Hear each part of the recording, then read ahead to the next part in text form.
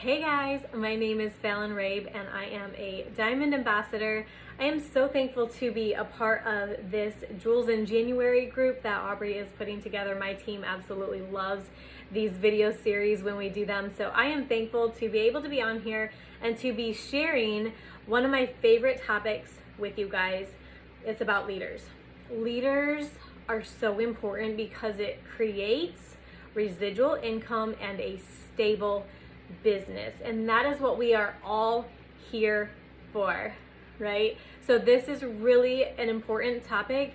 It's also a kind of a next level topic, but it's also one that you should be learning about and growing in before you even have a team to lead. You need to be growing in these things and these topics and learning as much as you can before you have the team to lead. God's not going to give you the people if you don't know what to do with them. So learn these things before you need them necessarily. So the key to a stable business is not creating silvers. It's not posting who wants to get your products paid for. It's not getting joins who want to make $50 or $20 or $100. That is important, yes, but that is not going to give you stability. You're going to have to keep going through and getting those people over and over and over and over again. You want to create leaders, and silver is a step in getting people to ruby. It's a step in getting people to diamond, but that is not where you stop, and that is not your goal. I have a very wide team. I have created a lot of level 1 leaders, and we get silvers, yes, but I was looking for people who wanted diamond. Who wants to be a diamond? That is what I was looking for. I was looking for people who were willing to work hard and not make excuses. So not everybody is going to be a leader, and we do want those people who don't want a huge paycheck or don't want to necessarily grow a big business. We still work with those people. We still love those people. But what you are looking for to create the stability and the maximum income is going to be leaders. And not everybody will be a leader, but look at your people. See who you can find in your top 6 people. Look and see who are my best 6 people who aren't just saying that they want to win a shopping spree. They're not just saying they want to go to Hawaii. They're not just saying that they want to be diamond, but they're actually doing the action, watching their feet and not their mouths. That is how you will know you have a leader. So a couple of my people, I knew I had a leader on my hands when they were sending me the videos they were watching. They were telling me all about the books they were reading, and I was like, oh my gosh, I think I have a runner.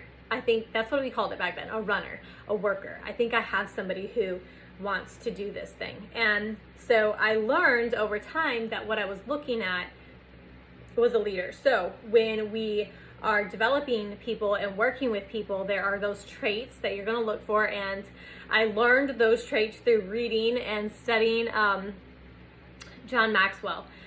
All of his books are absolutely amazing. If you don't know where to start, I would start with 21 Laws of Leadership. That is really good for developing your leadership. But before you can develop leaders, you have to be a leader. And you need all of those traits too, all of those traits in 21 Laws, but also 15 Invaluable Laws of Growth. It's a green book. It's by John Maxwell. Amazing book. When I was reading through that book, I was probably gold at the time, and I had to look at myself like, wow, I need to work on this, I need to work on this, I need to work on this. And by being really critical of myself and what I was doing and how I was showing up as a person, I didn't know it was leadership at the time. I didn't know what to call it, but I was just improving myself, personal growth. As I worked on myself and was really critical, by the time I was Ruby, senior Ruby, almost Emerald, and I was reading 21 Laws with my team, I was like, oh my gosh, this is why we are so successful. We are doing all of these things, but those things were being done because I had read and applied John Maxwell's book, 15 Laws of Growth. And honestly, I have all my kids reading that book. It's so amazing. It's good for everybody. So what kind of traits are you looking for?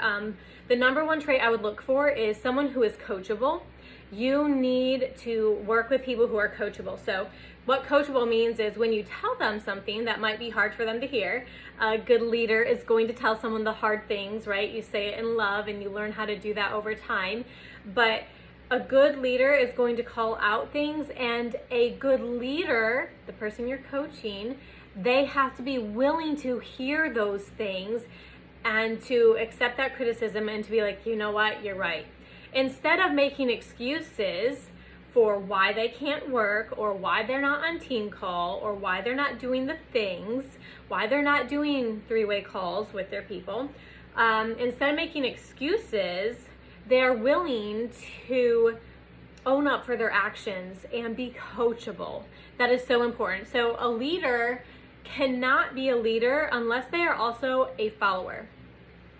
You have to be willing to be led in order to lead people. Sometimes there will be a strong leader and like, whoa, she won't listen to anybody, or he's got this all figured out. That is not a leader.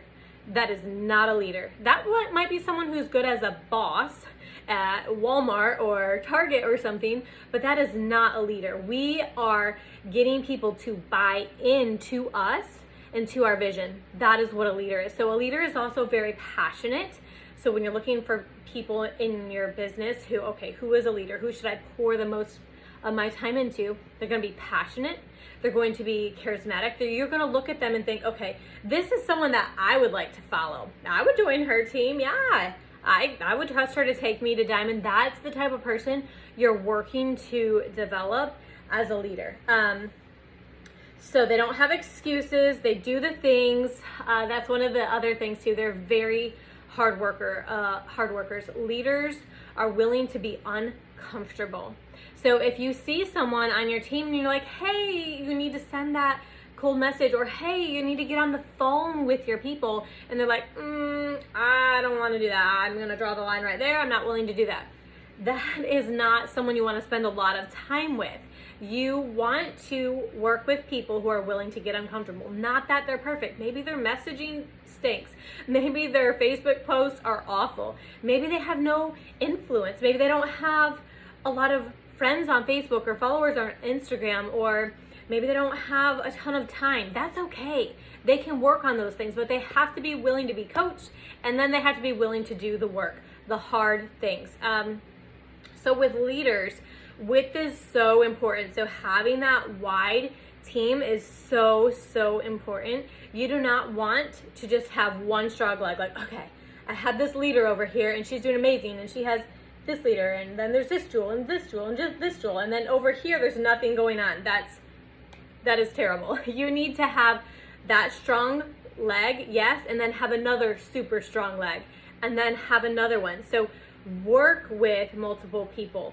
If you have a lot of people with a ton of potential, work with your top 6 with the majority of your time. You should still be spending time with the other people, but your top 6, you should be on the phone with them every day. Being on the phone is absolutely critical for relationships, for trust, for rapport, for building that culture. And developing a leader is very much a relationship thing. It's not just telling them what to do.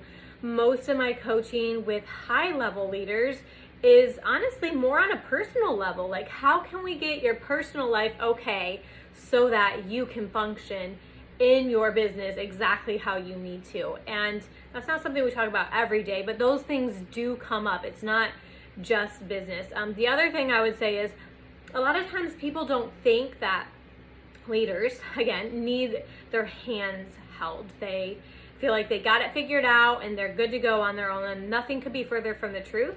They need you on the phone. They need you for your guidance. Every leader is also looking for someone to lead them. So my favorite resources, like I said, is anything John Maxwell. Become a student of John Maxwell. 21 Laws of Leadership, 5 Levels of Leadership, Success is a Choice. That's another really good book. But any of his books that you can look through the titles and be like, I feel like I might need this. His book, Intentional Living. Leaders need to have all of these traits. Honestly, to be a leader and to develop leaders, It's just a long personal growth journey of growing yourself, of loving people. And if you think you're a leader, but nobody is following you, you're not a leader. You're just taking a walk. That is a John Maxwell quote. So look and see if people are following you. If they're following you, there's a good chance that you have leadership skills already. If not, don't worry. It's something that you can develop. I've seen a lot of leaders on my team not have any skill set whatsoever in the leadership department, and they develop it, and they're able to grow a huge sustainable business. So focus on getting leaders. If I could pick one topic to grow and expand your business, focus not just on getting people who love the products, but getting people to share the products and be willing to do the hard things to grow a business. And you're going to find the residual income and the stability in that. If you're just creating a bunch of people who want to go silver, you're gonna have to keep doing that over and over again. I had a really bad pregnancy, pregnant again, and if it wasn't for strong leaders who didn't need me there every step of the way, they have their businesses figured out, I don't know where my paycheck would be. Instead, it's only doubled. And that's because I replicated myself, I duplicated myself as a leader. And then one thing that I forgot to say, that I just want to say real quick, is that it's important to create leaders, but it's also really important to help your leaders create leaders. And then watch those leaders create their leaders. So on my team, I say, I'm gonna do it and you're gonna watch, and then we're gonna do it together, and then you're gonna do it and I'm going to watch. And then you got it. You got whatever skill set it is figured out, whether it's leading team calls, whether it's leading a book study, whether it's coaching calls, whether it's responding certain ways to messages or troubleshooting. People need to see you do it. You need to do it with them.